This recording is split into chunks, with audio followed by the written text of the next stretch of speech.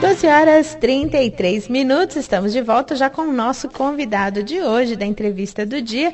Hoje nós estamos recebendo o pastor Rogério da Silva, ele que é coordenador regional do PR, Partido da República, presidente da Câmara de Dirigentes Lojistas de Jandira e fundador da Associação Projeto Anunciai. Boa tarde, pastor Rogério, tudo bem? Boa tarde, Ana Paula. Prazer estar com você aqui, com os ouvintes da Rádio Difusora. Um prazer recebê-la aqui em nosso programa. Pastor Rogério, vamos começar o nosso bate-papo falando um pouquinho o que é a Associação Anunciai. Quando que ela foi fundada? A Associação Projeto Anunciai, ela foi fundada em 2001. Na verdade, é uma associação educacional, né? A gente fala a EPA, né? E nós trabalhamos com a visão de que, através da educação, é possível transformar vários setores da sociedade. Então, ela tem esse vínculo muito forte com a educação em todos os sentidos, né? É uma associação, então, educacional. E ela presta que tipo de serviço para a comunidade? Nós iniciamos essa associação prestando um serviço de apoio às mães, a princípio, aquelas crianças que ficam em casa e não tem quem cuida, fica sozinho. Tinha muito problema desse sentido no bairro que nós começamos ali no Parque Santa Teresa, em Jandira. Então, nós começamos prestando um serviço de apoio, núcleo de apoio à criança, que era chamado a princípio de nutrição, porque nós percebemos numa pesquisa social que nós fizemos no bairro, com 500 famílias, que as crianças ficavam sozinhas, tinham problema de alimentação, tinham risco também de acidente, e o problema de não ter a vaga num pós-escola. Então, assim, nós não temos hoje um pós-escola, uma escola integral, que é aquela coisa do sonho, que todo mundo fala, vou implantar a escola integral. Na prática não acontece. Na prática ela não acontece. Eu acredito muito que a iniciativa privada, as associações, elas podem ocupar esse espaço, né? Então, nós começamos numa pesquisa social percebendo o problema e indo de encontro à falha do sistema, que é onde nós percebemos a dificuldade. Vocês têm razão. Eu acho que o projeto social ele tem que ter essa característica de identificar, né, no local quais são as principais demandas. E essa, sem dúvida, acho que é uma das mais importantes, né? Hoje a maioria das mães tem essa dificuldade, porque enquanto está na creche, a creche é o período integral, ainda dá, mas depois que passa da fase, né, da idade de creche, e aí, deixar a criança com quem? Essa é uma situação que a gente precisa pensar até enquanto agente público, enquanto, né, pessoas envolvidas com a comunidade, que é um problema que não é debatido. E daí que está a raiz de vários problemas sociais que nós enfrentamos hoje, que depois a gente vai tentar, desculpa a expressão, né, como o cachorro pegar o rabo, né? Nós não vamos conseguir pegar. Então, se não houver um cuidado na fase pós-creche, que é no ensino básico ali, né, nós vamos ter problemas graves na adolescência. Então, hoje nós estamos muito focados nisso. É uma coisa que a gente acha que é fundamental dar atenção, ter atenção do poder público e também das entidades sociais. E vocês desenvolveram em Jandira um trabalho de creche em parceria com as mães de crianças que não conseguiam vagas na rede, que é uma outra realidade, né? A demanda de crianças para creche é muito maior do que o número de vagas. Esse não é um problema exclusivo de Jandira, mas acho que de todos os locais, né? No Brasil todo a gente enfrenta essa dificuldade de vagas em creche, de número de vagas em creche insuficiente. Como que foi essa experiência de vocês? É muito interessante que nós fizemos um projeto piloto para ver assim, a viabilidade de uma parceria direto com as mães. Por quê? Hoje você tem várias situações, o pessoal fala mãe crecheira, aquela história de usar as famílias que já cuidam de crianças em casa para poder dar um subsídio lá e suprir a necessidade. Também é uma conversa que não funciona na prática. Nós temos hoje o Bolsa Escola que é dado por algumas prefeituras também, que às vezes para poder pagar lá para uma pessoa cuidar, acontece sim em Barueri, em alguns municípios acontece, mas a associação, ela ousou fazer uma parceria direto com as mães, uma parceria bem transparente. Quanto que gasta para cuidar de uma criança hoje dentro de uma creche? Então, com parceria de empresas na alimentação, eu tinha parceria com Pão de Açúcar, com Copenhague, que dava muito chocolate para a gente e algumas sobremesas. E a gente percebeu que essa experiência, ela traz o custo real de uma criança. A mãe dividiu o custeio com a associação. A associação era subsidiada pela igreja. Então, nós tínhamos uma parcela da igreja que contribuía também. porque é outra coisa que eu gosto de discutir, para manutenção. O papel das entidades religiosas também no cuidado da comunidade, que você recebe, de certa forma, algo da comunidade, né, a contribuição, e qual retorno? Você precisa devolver alguma coisa, que é uma coisa que sempre me incomodou enquanto pastor. Né? Eu fui professor de seminário teológico, eu dava epístolas paulinas, a gente sempre foi muito ligado à questão da igreja primitiva, e sempre foi um sonho ver a igreja mais perto da realidade, né? Aquela coisa do resultado final do evangelho, que é o amor. Sim. Você repartir o que você tem. Então, essa experiência foi muito interessante, que a gente descobriu que o custo dá para ser bem menor do que o governo pratica hoje, por ser iniciativa privada. Menor. Muito menor. E é possível acontecer. Nós fizemos 5 anos. E, por incrível que pareça, parou. E o espaço físico? Nós tínhamos uma casa lá que nós tínhamos 60 crianças na creche. Então, o espaço físico é assim, muito importante. Você ter uma casa que tenha toda a condição, né, dentro da legislação, fazer uma coisa bem feitinha. E hoje as prefeituras também elas vão atrás das casas para poder montar creches. Já é uma realidade hoje. Não se constrói mais hoje. Não tem imóvel. Não, sempre adaptado. Não tem terreno hoje. Né? A nossa grande São Paulo está saturada. A nossa região não tem mais. Não tem. Então, a nossa experiência hoje serve como um exemplo de que é possível fazer, independente do poder público. Nesses mais de 13 anos, 14 anos de existência da associação, nós nunca tivemos convênio com o município. Nunca tivemos convênio? Que é convênio? Outra coisa que eu também insisto em manter. A ideia do social puro, eu chamo assim do social puro. Social e da independência também. Da independência. Para não macular o projeto, para a gente não ter aquela coisa de repente, desvirtuar, né, a ideia original do projeto, que é a parceria com a sociedade. E esse projeto de creche, ele durou quanto tempo? 5 anos. 5 anos. E por que ele não seguiu em frente? Então, você sabe que no ano de 2006, nós começamos a construção da igreja. E nós tínhamos uma cota que a gente dava para o projeto social, e infelizmente, eu até hoje, denominação grande, tem algumas coisas que é difícil de você lidar. E quando foi na construção, nós não tínhamos apoio da denominação em si, então nós acabamos que, por mudar de imóvel, por ter que investir na construção, estabelecer a igreja, nós acabamos que não conseguindo manter a cota de participação da igreja. É terrível isso, mas assim, foi uma experiência boa, mas hoje, por exemplo, eu já estou na visão do projeto de não mais ficar focado na questão de igreja com o projeto, mas de buscar também a questão da parceria com o empresário. A gente está voltando com alguns projetos. A creche é um sonho, inclusive mês de abril. Têm planos de retornar esse projeto. Esse mês de abril era o nosso projeto de voltar. Talvez não tenha que adiar para maio. Nós já temos a casa lá no local, a casa com 8 cômodos, uma casa boa. Está lá na Rua Maria José 296, ali em Jandira, Jardim Europa. E estamos retornando. Que maravilha. Porque essa é a nossa missão, né? Acho que cuidar da criança, do adolescente, trabalhar bem, para que a gente tenha um futuro melhor. Não precisa ter dificuldade de evangelizar o jovem depois que ele está perdido, né? Que é muito difícil. É muito mais difícil. Eu trabalhei com casos de recuperação em 97, 98, antes de eu assumir a igreja. Sou pastor desde 98. Então, eu sei o que é isso. Eu tenho muita relação com casos de recuperação. Você trabalhar depois que acontece é muito difícil. É muito mais complexo, é muito mais complicado, né? Agora, vocês têm parceria com uma ONG em Goiânia, é isso? Isso, desde 2007. 2007. Fala um pouquinho dessa parceria. Olha, eu sou um apaixonado por missões. Então, eu estive na África, em Moçambique, tenho alguma experiência fora na África, em alguns países. E hoje eu estou muito focado no sertão nordestino. Eu amo o sertão nordestino, estou focado lá, estamos com trabalho lá. Vamos levar uma carreta de alimento para o Piauí, agora em julho. E essa ONG, MCM, Missão Cristã Mundial, ela tem um trabalho fantástico na área de recuperação de crianças ou resgate de crianças vítimas de abuso sexual. Começou específico, mas amplia para outras áreas também. Nós temos um trabalho com viúvas na Índia, que a cultura da Índia é diferente da nossa. A viúva, ela, depois que o marido morre, então ela se torna amaldiçoada pela sociedade. Então nós temos um trabalho com viúvas lá. Interessante, né? Essa diferença cultural. É muito, muito grande. E na África também tem muita diferença em alguns lugares. Com essa questão de viúvas também. É terrível.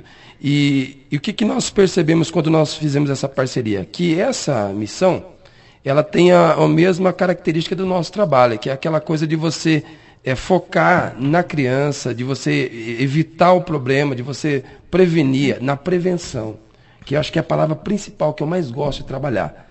Nós teríamos muito menos problemas se nós trabalhássemos forte na prevenção. Sem dúvida. Então, a criança ela vai ser vendida lá e para o mercado da prostituição infantil na Ásia é muito forte.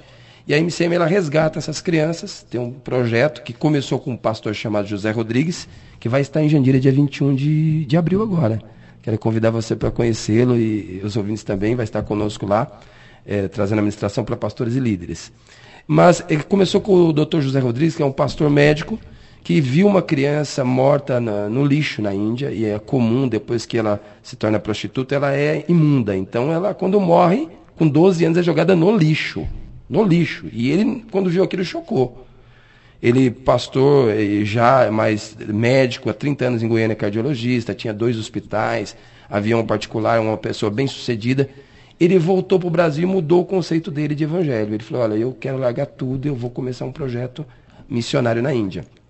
E começou a MCM assim, para resgatar essas crianças da prostituição, para que não resulte no final da história nessa coisa triste. E como que é feito esse trabalho? Olha, nós temos hoje 6 casas no Nepal. Eu já recebi meninas aqui na minha casa, aqui do Nepal, que vieram para o Brasil. É como se fosse um intercâmbio. Já recebi aqui, que eu sou coordenador da missão em São Paulo. E nós temos 6 casas de resgate no Nepal, que é o país vizinho da Índia, que é onde a gente trabalha. Temos uma escola com 1.500 crianças sustentada pelo projeto também, que é a prevenção. Essa escola onde? Lá no Nepal. Nepal também. No Nepal. E que é a programa Meninas dos Olhos de Deus. E nós temos, então, também hoje, essa mesma característica de trabalho na África também e no Brasil. Nós temos 17 casas no Brasil. No Brasil também? No Brasil, 17 casas. Nós temos a visão de trazer uma casa para a nossa região. E é um projeto que está, assim, funcionando de uma forma exemplar. É reconhecido pela ONU hoje, né, esse projeto, né, recebemos inspetores da ONU lá no Nepal. Lá é muito conhecido o programa, apoiado pelo governo do Nepal também. E nós percebemos que essa área de resgate de meninas ou de tratamento de meninas que são vítimas de abuso é um problema assim que é muito falado, mas tem poucas ações, né? Então, são poucas ações, né?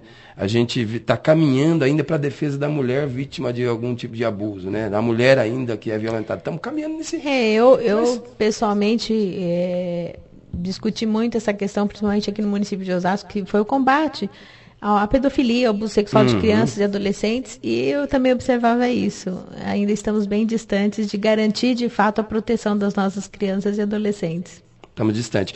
Excelente essa discussão hoje, até porque está em debate a questão da diminuição da maioridade penal. A gente acaba pensando no ECA, que é uma legislação que não existe em parte nenhuma do mundo, mas não funciona. É uma legislação excelente. Sim, se colocasse em prática, não precisava nem mexer mais nada, né?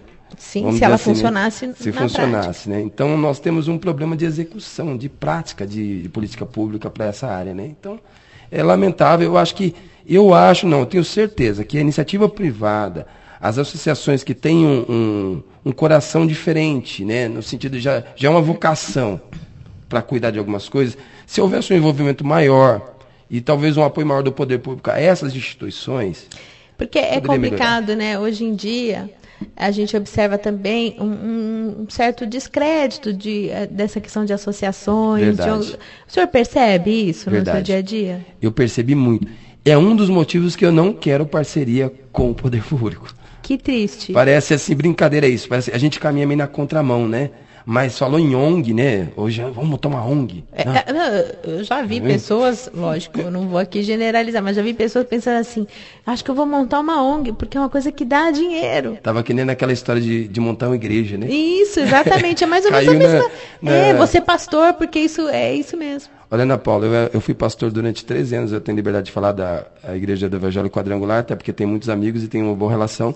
E eu, depois de construir a igreja com uma nave de 250 metros quadrados, bem frequentada, igreja boa no Parque Santa Teresa em Jandira. Um dia, depois de construir, ter tudo estabilizado, trabalhando tempo integral na igreja, minha esposa é psicóloga, trabalhando também na igreja, eu entendi que eu deveria entregar a igreja. E aí ninguém entendeu. Eu falei, mas como? Você está estabilizado, a igreja grande está boa. 13 anos da minha vida investida ali, construção própria. piso de porcelanato, igreja bem montada, tudo bonito. Eu entreguei a igreja. Porque e no meu coração eu entendi que eu poderia enveredar por um caminho assim de comodismo. Agora eu quero uma igreja maior, construir o meu reino, o meu projeto. Eu falei, eu não quero isso. Outro pode tocar, tá aí o projeto, e eu vou me dedicar a missões. Hoje eu tenho uma igreja 100% voltada para missões. 100%. Então, assim, 100% voltada para missões. Então, tenho alguns Explica projetos para o ouvinte sociais. o que é missões, porque eu sei, mas às vezes o ouvinte, né, quem está acompanhando, pode não entender. Como assim voltada a missões? Voltada à comunidade, às pessoas. Missões é você ser enviado ao próximo, voltado às pessoas, ao trabalho comunitário, ao trabalho social. Porque missões lá fora, quando a gente vai para a África, para alguns lugares, a gente vê que o centro dela é ir lá servir a comunidade carente. E aí você vai não falar do amor de Deus, mas você vai demonstrar o amor de Deus às pessoas na prática. Exatamente. Então, não é a palavra. A palavra é importante, mas não é só a palavra, é a prática da palavra de Deus. Nós estamos vivendo a metade da igreja primitiva. Nós vivemos só a questão da pregação. Né? Não é generalizando também, é lógico. Sim, não dá para generalizar. Né? Mas, de uma forma geral, a gente olhando o quadro, a gente tem igrejas preocupadas com a sua estrutura, com a sua denominação, o seu crescimento estrutural, mas pouco voltada para a comunidade, que não precisa ser necessariamente só a comunidade da igreja. Tem que ser a comunidade no geral, porque Deus não faz acepção de pessoas, né? Agora, vocês também oferecem aulas de reforço escolar, orientação psicológica. Fala um pouquinho também disso, que é uma outra situação bem importante. Essa é uma coisa que eu gosto muito, e quem me conhece sabe disso. Eu acredito que a informação, a formação da pessoa é tudo, né, dentro da estrutura que ela vai ter para poder encarar a vida e enfrentar as situações que ela vai ter na vida de dificuldade. Então, o problema começa todo no nosso modelo de educação, que hoje você sabe que a pessoa passa de anos sem entender, sem saber nada. Não sabe, eu fui secretária de promoção social e nós tínhamos, uma das obrigações era cuidar dos abrigos, né, que agora não tem nem mais esse nome, mas sempre me foge o nome que é usado, na época era abrigo. E eu observava nas nossas crianças, nos nossos adolescentes, eles liam, mas não sabiam interpretar. Se você perguntasse o que você acabou de ler, ele lia automaticamente. Ele não sabia interpretar. Crianças que estavam na 7ª série, 8ª série, que não sabiam interpretar um texto pequenininho. Então, isso é grave, porque nós vamos empurrando com a barriga o problema, e ele vai estourar lá na frente. Então, como que ele vai ter um olhar crítico, um senso crítico? Como que ele vai conseguir escolher o seu governante, o seu representante? Não vai ter, exatamente. Então, o reforço é o começo disso, porque hoje, eu tinha apresentado um projeto lá interessante, né? Eu ofereci 120 vagas no ano de 2011, eu creio que foi 2011, para a Prefeitura de Jandira. 120 vagas para o reforço, para ajudar a educação. Veja bem, gratuita. Isso que eu ia falar, gratuito. Gratuito, presta atenção. 120 vagas. Sem nenhum tipo de retorno da Prefeitura em recurso financeiro? Não queria parceria, como é meu costume. Não queria retorno financeiro. Eles não aceitaram as vagas. Sabe? Aí eles tentaram fazer o projeto que eu propus para eles. Em parceria só... E qual a justificativa para não aceitar? Assim, nós vamos fazer, nós fazemos isso. É aquela história, né? Nós temos um projeto de reforço. Só que eu conheço, né? Eu acredito assim que a área a gente conhece bem por experiência. Então, o que ocorre é o seguinte, não é só pedagógico o problema. Se fosse, a criança é inteligente, ela tem inteligência, precisa ser desenvolvida. Mas se fosse pedagógico, o município resolvia, porque a educação está bem amparada na questão de profissionais na área. Técnicos na área. Eu fui ouvidor em Jandira durante 3 anos, em 2005, 2007. Então, assim, em algumas áreas a gente recebeu muita reclamação, a gente conhecia bem o que ocorre. O problema é mais amplo, não é só pedagógico na casa da educação. No caso da saúde, não é só um problema patológico. Você tem problema social, que precisa de um psicólogo, você tem problema ali que precisa de um médico patológico, precisa de um pediatra. Então, na nossa associação tem o Dr. Márcio Pizelli, que é nosso parceiro, pediatra, tem a minha esposa que é psicóloga, tem as meninas que são pedagogas, e a gente tem toda uma estrutura multidisciplinar para a gente poder avaliar e discutir junto o problema da criança. E aí funciona. Então, o município não consegue fazer nem a interface entre secretarias, você sabe disso. Eu sei. Eu fui ouvidor, então assim, era uma luta. Eu fui secretária, eu sei como funciona. Então assim, gente... Como funciona não, como não funciona. Como não funciona. Então assim, a gente conhece o sistema. Então eu trabalho sempre, eu gosto de usar essa frase, na falha do sistema. Não para criticar, para dizer que não dá certo, mas para dizer, olha, eu sei como que pode dar certo. Porque vocês não conseguem fazer porque tem esse problema aqui. Mas a gente, fora do sistema, a gente consegue trabalhar, enxergar. E isso funcionou bem. Eu tive questões de aprendizagem de criança no reforço, que assim, a criança tinha, por exemplo, um leve distúrbio de autismo, autismo leve. Né? Tinha um probleminha de autismo. E não era identificado. Não era identificado. Aí o que acontece? Você força uma situação, você cria uma outra situação.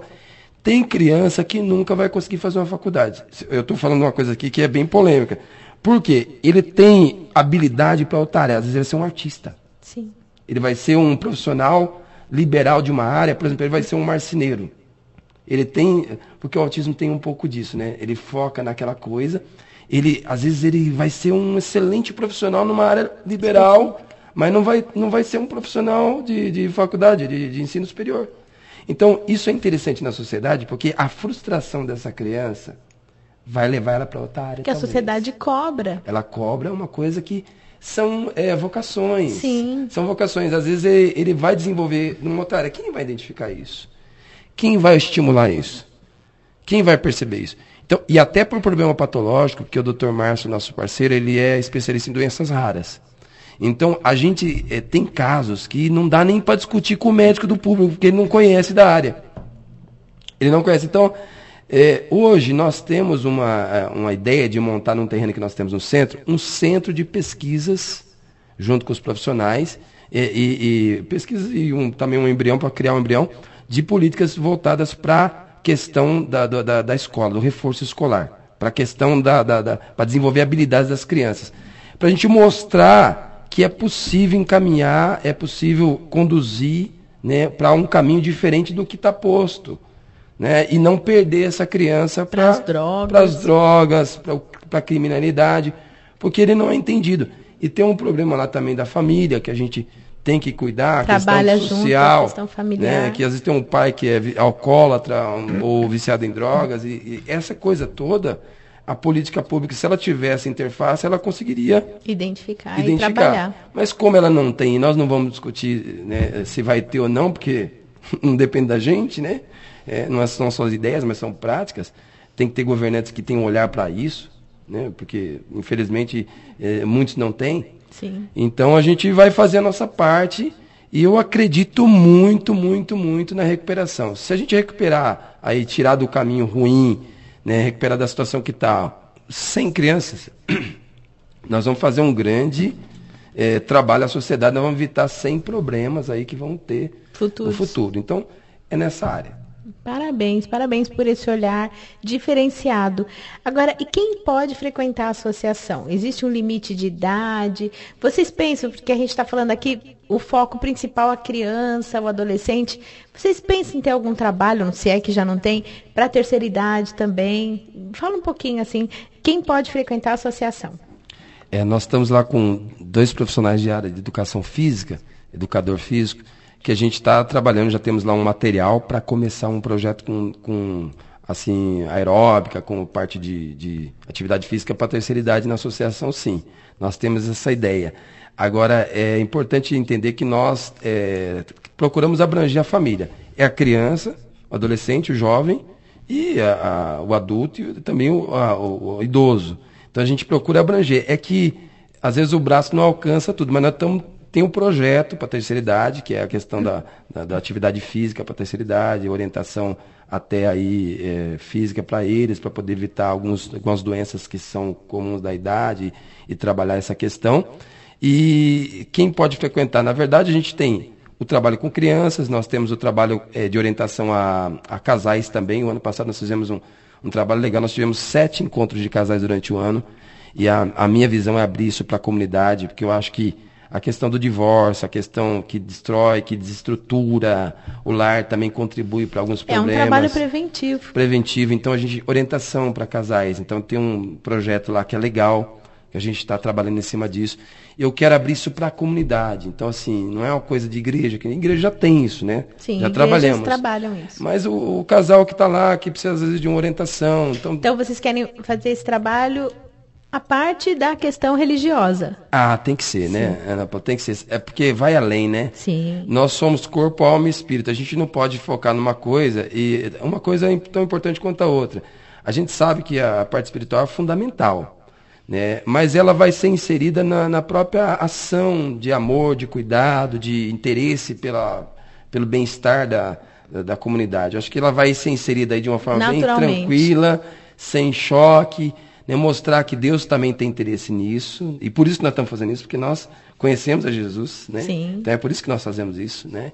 Então acho que isso vai entrar naturalmente, não precisa focar em religião, porque eu acho que isso é um problema que divide as pessoas. Agora, eu não posso deixar, nós estamos chegando ao final dessa primeira parte, o senhor vai continuar com a gente aqui na mesa redonda, mas aqui na pauta não tem. Mas o senhor é presidente, coordenador regional do PR, Partido da República. Sim. Me fala um pouquinho também dessa atuação política, porque as pessoas hoje em dia falam tanto mal da política, estão tão descrentes da política, mas a política ainda é um instrumento de mudança e não dá para a gente generalizar, como em qualquer área da vida da gente, não dá para generalizar. Tem pessoas sérias também. Fala um pouquinho dessa parte, desse envolvimento com política. Essa é uma paixão à parte, porque a política é a forma de nós mudarmos a sociedade, não tem como. Quando eu falo, parece ser meio contraditório, mas eu não quero parceria com o município e eu estou na política, né? Não é? Parece ser. Mas eu quero aqui deixar bem claro o seguinte. A questão da vocação nossa, ela não está... A vocação nossa para a política, ela tem que ser uma coisa... fundamental para que a gente possa transformar a sociedade. Eu acho que a minha vocação para a política, ela está envolvida na política pura, na política correta, política pública, sabe? Naquela coisa de você transformar algumas áreas por ações de gestão. Então, eu sou formado em gestão pública, eu amo a política, eu acho que é a forma de transformar a sociedade. E essa parceria com a iniciativa privada da política, ela teria que se dar de uma forma mais transparente, mais correta. Então, a gente luta para isso, né? Então, meu envolvimento com o PR hoje, desde 2007, é na tentativa e na busca de mostrar um outro olhar da política para a sociedade. Existem políticos sérios, como você falou, que têm uma visão de transformação da sociedade.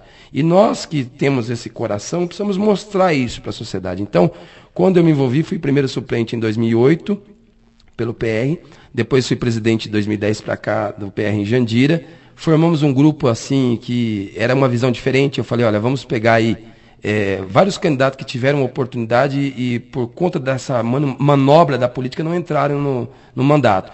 Então pegamos tudo numa faixa de 700 votos lá em Jandira e eu falei, vamos fazer o maior partido da cidade, com a maior votação individual, não vamos fazer coligação e vamos mostrar que é possível fazer a política de uma forma mais transparente. Executamos o projeto, fizemos a maior votação, 3 vereadores elegemos, e aí entra o assédio do poder, o preparo para quem vai entrar na política. Aí nós tivemos um problema grave nisso.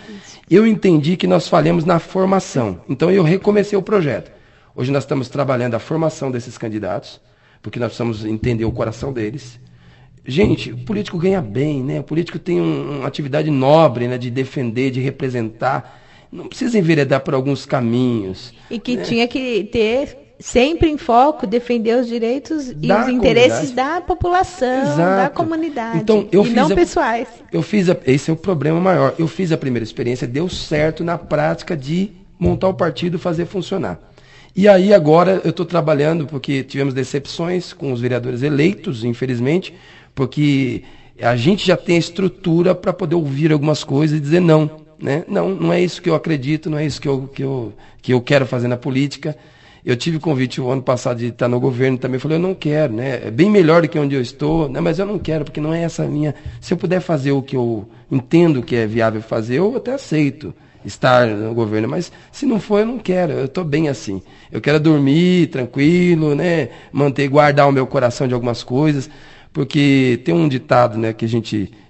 as pessoas falam, é bíblico, na verdade, a questão do dinheiro, né? O amor ao dinheiro é a raiz de todos os males. Então, o meu amor é ao meu chamado, às pessoas, né, acreditando na transformação da sociedade, e eu continuo acreditando na política, e eu acredito que nós vamos ter uma transformação no Brasil, nós oramos por isso há muito tempo. Estamos vendo aí tudo que está acontecendo, tudo à mão de Deus, as coisas estão acontecendo, estão aparecendo. E eu acredito numa nova safra de políticos que vai surgir. Amém. Esse ciclo vai acabar. Amém. Ele vai acabar, então eu vou ficar esperando. Né? E eu quero participar de um ciclo novo, de uma política transformadora, de uma política que olha para o pobre, para o necessitado, do servir, né? De transferir o que é do povo para o povo, né? De fazer essa parte. Então o meu envolvimento hoje é esse. E eu tento implantar isso na região, em algumas cidades, que a gente teve a liberdade da direção estadual, do deputado que a gente trabalha, de estar montando grupos em algumas cidades que não tinha grupos. E a gente continua acreditando que vamos eleger vereadores em 2016 com outro coração, com outro olhar. A esperança nossa não acaba, viu? Porque a esperança não tem fim, né? Tá certinho. Bom, 13h03, estamos terminando essa primeira parte aqui do programa. Nós vamos a um pequeno intervalo comercial. O pastor Rogério vai continuar com a gente aqui na mesa redonda daqui a pouquinho.